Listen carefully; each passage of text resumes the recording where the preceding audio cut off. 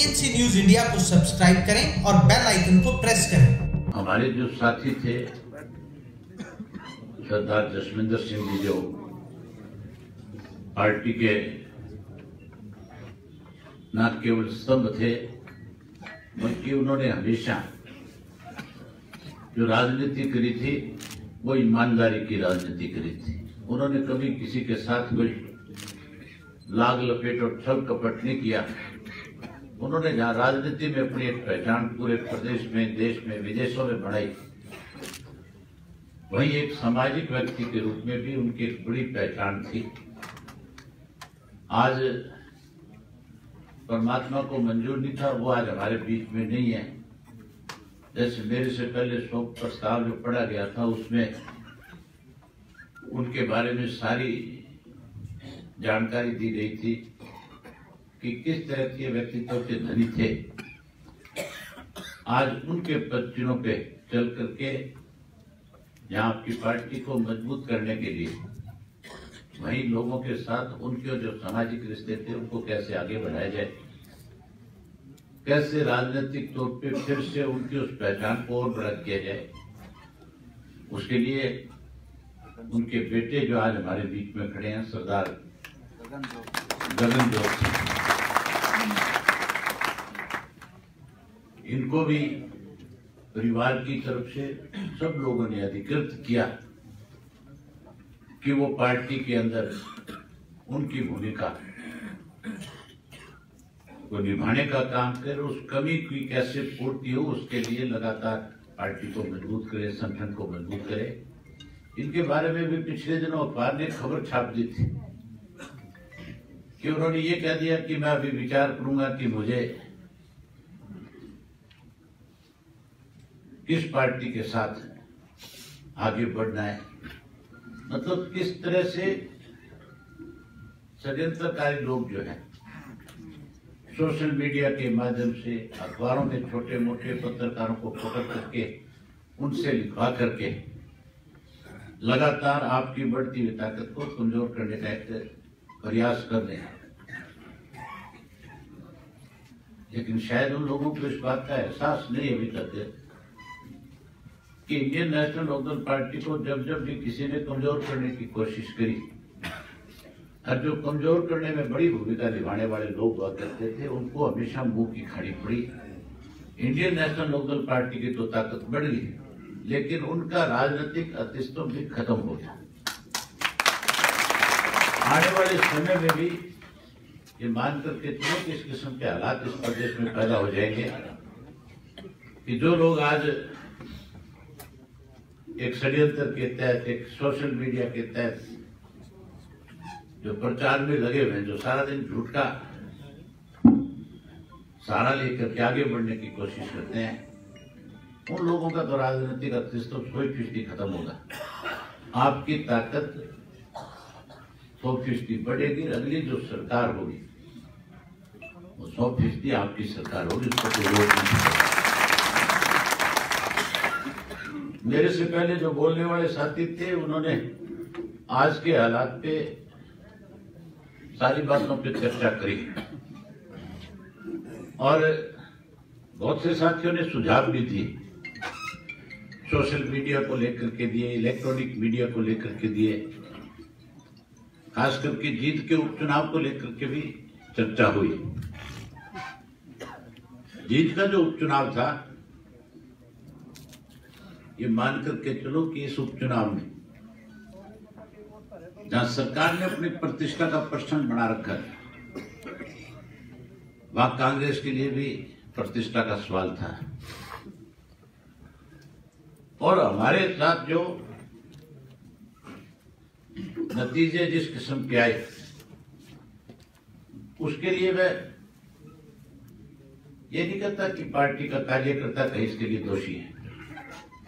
मैं सबसे पहले तो आप सब साथियों को इस बात के लिए बधाई देता हूं कि जिनकी ड्यूटी पार्टी की तरफ से वहां लगाई गई थी उन्होंने लगातार लोगों के बीच में रह करके ईमानदारी के साथ अपने प्रत्याशी के लिए दिन रात एक करके मदद करने का काम किया। आपने कोई और कसर नहीं छोड़ी। लेकिन एक सोचने वाली बात सिर्फ इतनी है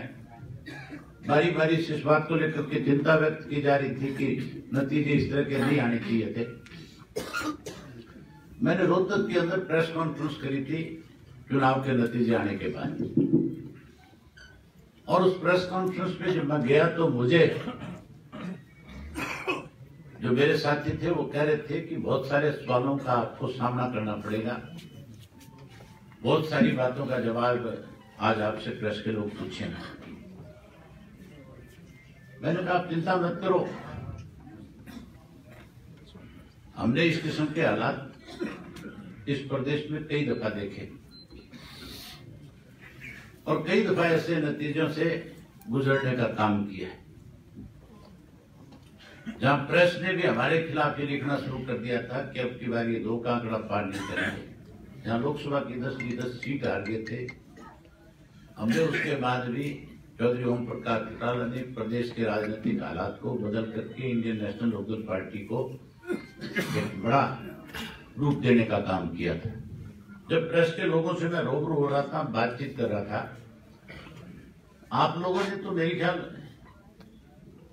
किसी ने गहराई में जाकर के इस बात पे आकलन नहीं किया होगा कि ये नतीजे इस तरह के क्यों थे, लेकिन मैंने वो सारे के सारे जो नतीजे आए थे वार्ड के हिसाब से भी, बूथ के हिसाब से भी, गांव के हिसाब से भी, एक एक चीज पे गहराई के साथ आकलन भी किया, एक एक चीज की जानकारी भी बूथ के सतह पे लेने का काम किया। जैसे मेरे से पहले चौधरी इंद्र सिंह ढोल बता रहे थे कि उनके साथी जो थे, जो उनके रिश्तेदार थे, जिनसे उनका दोस्ताना ताल्लुका था, उन्होंने जब उनसे पूछा कि आपके बूथ पे वोट क्यों नहीं आए, तो उनका सामने से जवाब था कि हमने तो अपने वोट आपको डाले थे, लेकिन अब पता नहीं किस वजह से जब गिनती हुई तब वो वोट वहां नजर नहीं आया। वो तो एफिडेविट देने को तैयार थे कि हम अपना एफिडेविट देना चाहते हैं कि हमने अपना वोट जो है इंडियन नेशनल लोकदल पार्टी को, उमेश सिंह को कास्ट किया। मैंने उनसे पूछा पत्रकार साथियों से कि आप सारे रोहतक से जीत गए हुए, और केवल रोहतक यानी पूरे प्रदेश भर के पत्रकार जीत में घूम रहे थे, इलेक्ट्रॉनिक मीडिया के भी घूम रहे थे, उसके साथ साथ आपके जर्नल जो आपके अखबार से जो लोग हैं वो भी सारे आए हुए थे, और बहुत सारे फेसबुक वाले भी थे, बहुत सारे गूगल के लोग भी थे। हर कोई कैमरा लेकर के खड़ा था, जहां भी जाते थे 10-10 लोग आकर के बातचीत करते थे, पूछते थे। मैंने उन्हीं से पूछा, पत्रकार साथियों से, कि आप सब इस बात का आकलन करते थे, आप हमें मिलते थे तो ये बात कहते थे खुल करके कि आपका वोट 18,000 से लेकर के 20 और 22,000 तक आएगा। और मैंने उनसे कहा कि इंडियन नेशनल लोकदल पार्टी जो है,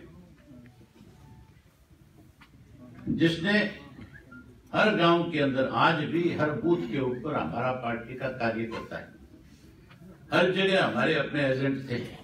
हर जगह मतदाता हमारे यहाँ से पर्ची लेकर के वोट डालने जा रहा था, और हर मतदाता ये कह रहा था कि मेरे परिवार के 50 वोट है, मेरे परिवार के 40 वोट है। मैंने कहा अनेक ऐसे लोग थे जिन्होंने मुझे बुलाया अपने घर पे और बुला करके मुझे आश्वासन दिया कि हम आपको वोट देंगे। मैं बहुत से ऐसे साथियों से भी मिला था जो पार्टी से पुराने वक्त से जुड़े हुए थे, और उन लोगों ने भी खुलकर के कहा था कि हम 100% चौधरी ओम प्रकाश चौटाला के साथी चौधरी देवीलाल की नीतियों में विश्वास रखते हैं, हम अपना वोट कास्ट करके आपकी पार्टी को मजबूती प्रदान करें। मैंने उन पत्रकार साथियों से पूछा था कि क्या ऐसा संभव है कि 60 ऐसे बूथ हैं जिन पे हमारी पार्टी का 3-2-1 और 0 वोट है? क्या आप इस बात को स्वीकार कर सकते हो कि कोई इस तरह से भी मतदाता कोई अपना मन बदल सकता है? मैंने उन बूथों के ऊपर भी जो पार्टी के साथियों की ड्यूटियां थी उनसे भी पूछा, और उन बूथों पे जिन लोगों से मेरे सीधे संबंध थे, मैं जानता था, उनसे भी पूछा। सबने ये कहा था कि हमने अपने वोट कास्ट किए, और वोट देने के बाद अगर आपका वोट वहां नजर नहीं आता तो 100% मान के चलो कि एक बड़ी मैनेजमेंट थी। ये सरकार में बैठे लोग भी नहीं चाहते थे कि आप उस स्थिति में आकर के खड़े हो जहां से कल उनको इस बात को लेकर के चिंता हो जाए कि इंडियन नेशनल लोकदल पार्टी और बहुजन समाज पार्टी का जो आज समझौता है वो कल आपके लिए मुश्किलें पैदा कर दे, मुश्किलें खड़ी कर दे। इसलिए एक मैनेजमेंट के तरीके से आपके वोट को शिफ्ट किया गया, आपको कमजोर किया गया। जहां आपको कमजोर किया गया वहां कुछ लोगों को ताकत भी दी गई और उन्होंने अपना चुनाव जीत करके लोगों में भ्रम पैदा करने की कोशिश करी। आप इस बात पे जब विचार करोगे, देखोगे तो आपको लगेगा कि 100% इस किस्म के हालात कभी भी नहीं हो सकते। मुझे एक वक्त का ध्यान है कि एक बार सन 1909 की बात, लोकसभा का चुनाव था, हमारा बीजेपी के साथ समझौता था 2009 में हमारा समझौता था और ये मान के चलते थे कि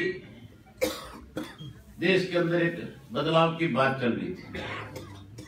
लोग चाहते थे कि कांग्रेस जाए, कांग्रेस जाकर के यहाँ पे बीजेपी की एनडीए की सरकार बने और ऐसे लग रहा था कि हम 6-7 सीटें 100% जीत करके आएंगे। लेकिन जब रिजल्ट आया तो 10 की 10 सीट कांग्रेस के पक्ष में चली गई। उसके बाद बीजेपी ने शिमला के अंदर अपनी पार्टी की मीटिंग बुला रखी थी और हमारा विधानसभा का चुनाव थोड़े दिन बाद होना था। चौटाला साहब ने जब बीजेपी के नेताओं के साथ उस गठबंधन को आगे बढ़ाने की बात करी तो कुछ लोगों ने उस गठबंधन को तोड़ने का काम किया और जब वो गठबंधन टूट गया तो टूटने के बाद मीडिया के लोगों ने लिखना शुरू कर दिया कि अब की बार 2 का आंकड़ा भी पार नहीं कर पाएगी इंडियन नेशनल लोकदल पार्टी। और जब नतीजे आए तो 31 हम जीत करके आए थे, एक हमने अकाली दल के लिए सीट दी थी, वो 32 जीत गए। उस वक्त तो हमारे एमएलए की संख्या भी केवल 9 थी पहले विधानसभा में और 9 की संख्या से हम 32 पे आए। आज तो 100% मान के चलो 17 हैं, 2 हमारे साथी हमारे बीच से चले गए, उसके बावजूद भी 17 की संख्या है। 17 में से भी 2-3 जो है हो सकता है हमारे से अलग हैं, लेकिन फिर भी हम उस 9 से बड़े आंकड़े के ऊपर आज खड़े और आने वाले समय में 100 का 100% लोगों के सामने केवल एक ही चीज का सरकार का विकल्प बचेगा तो इंडियन नेशनल लोकदल पार्टी बचेगी। मेरे से पहले अशोक जी ने बताया था कि चौटाला साहब हमारे बीच में 1-2 दिन में आज आ जाएं, कल आ जाएं, आने वाले हैं और वो आने के बाद आप सब साथियों से मिलेंगे, डिस्ट्रिक्ट हेडक्वार्टर के ऊपर आएंगे। किस तरह से षड्यंत्र रचने वाले लोगों ने चौटाला साहब को विधानसभा के चुनाव में लोगों तक रोक ना हो उसके लिए हॉस्पिटल से भी रात को 11 बजे निकालने का काम किया था। जहां 11 बजे निकलवाने का काम किया वहां उनके ऊपर कंडीशनें लगवाई थी जो बेबुनियाद थी, गलत थी। आज जब चौटाला साहब जेल से बाहर आएंगे तो वो सारी कंडीशन हटी हुई होगी। इसलिए हटी हुई होगी कि वो कंडीशन लगा नहीं सकते थे, लेकिन क्योंकि दिल्ली में उनकी अपनी सरकार थी और केजरीवाल और ये लोग आपस में मिले हुए थे कैसे चौधरी ओम प्रकाश चौटाला को रोका जाए, इसके लिए उन्होंने उस पद का दुरुपयोग करवाया था जो सत्ता में बैठे लोगों को मिले होते हैं। हमने उसके लिए आगे जो कार्रवाई करनी है उस पर हम आगे बढ़ रहे हैं। 100% ऐसे लोगों के खिलाफ सख्त कार्रवाई भी हो सकती है कल को। लेकिन मैं आपको एक किस्सा सुना देता हूं। आज की तारीख में जिस तरह से कुछ हमारे साथियों को विचलित किया जाता है, टेलीफोन किए जाते हैं उनके पास, उनके ऊपर इस बात का दबाव बनाया जाता है कि भैया आप हमारे साथ आ जाओ, कल को हमारा फलानी पार्टी के साथ समझौता होगा, उसके साथ समझौता होगा, हम आपको एमएलए की टिकट देंगे, हम आपको एमपी का चुनाव लड़ाएंगे। कहीं उनके रिश्तेदारों को ले जाकर के उनके घर में बैठा दिया जाता है। एक सोचने वाली बात है कि जो लोग आज इस किस्म का प्रयास कर रहे हैं क्या उनके पास कोई आदमी ऐसा राजनीतिक रूप से दूसरी पार्टी का आकर के साथ खड़ा हुआ है जिसकी कहीं कोई हैसियत है राजनीति में, जिसकी कहीं कोई अपनी एक ताकत है? हमारे साथ तो आज भी बहुत से ऐसे लोग हैं दूसरे राजनीतिक दलों के जो हाथ मिलाना चाहते हैं, जो आज हमारे पार्टी में शामिल होना चाहते हैं।